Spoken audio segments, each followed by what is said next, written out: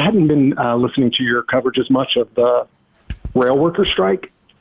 And it just, it seems to me that that's such a tough loss, especially because, the squad didn't vote for it. And I was hoping to maybe have you guys help me process my grief a little bit and just help me understand why they didn't. I can tell you what their argument is.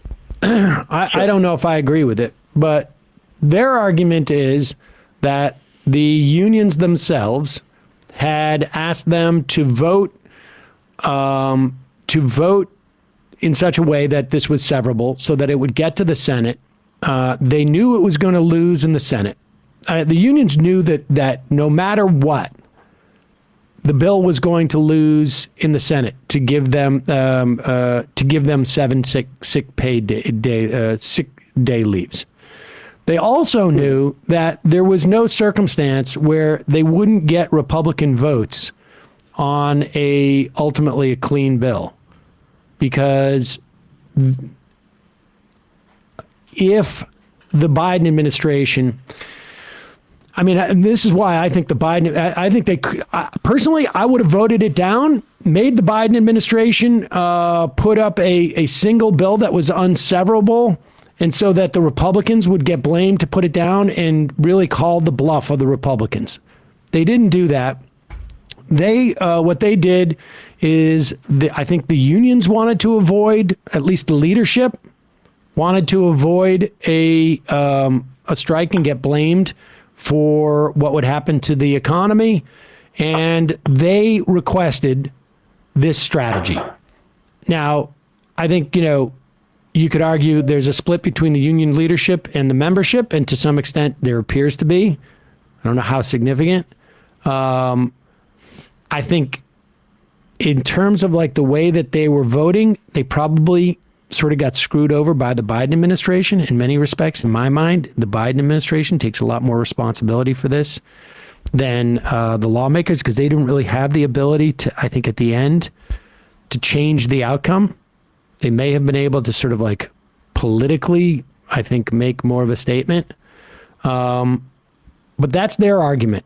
Again, I'm with you. I would have voted against it. I would have tried to communicate this beforehand, and I would have tried to have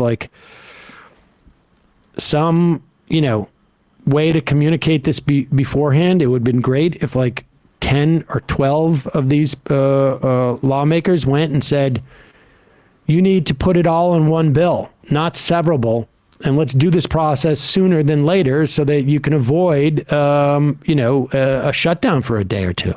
But that's what happened. That's what their argument is. And the unions were supporting it, them voting for it. The unions asked them to vote for it.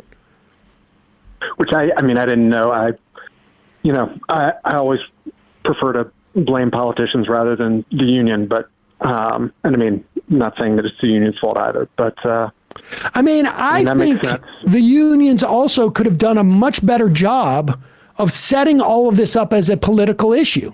2 months ago, we covered the punting of this, but we weren't seeing much coming out of the unions. It's not like we weren't talking to labor reporters about it. We were.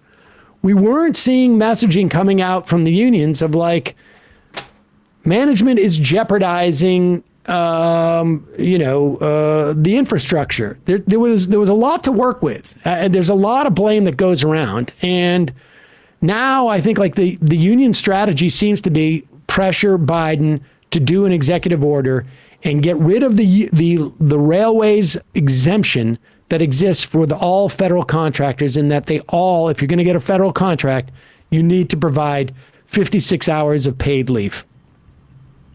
sick leave. Well, I appreciate that answer. I'll let you go. Thanks for the call. Thanks so much.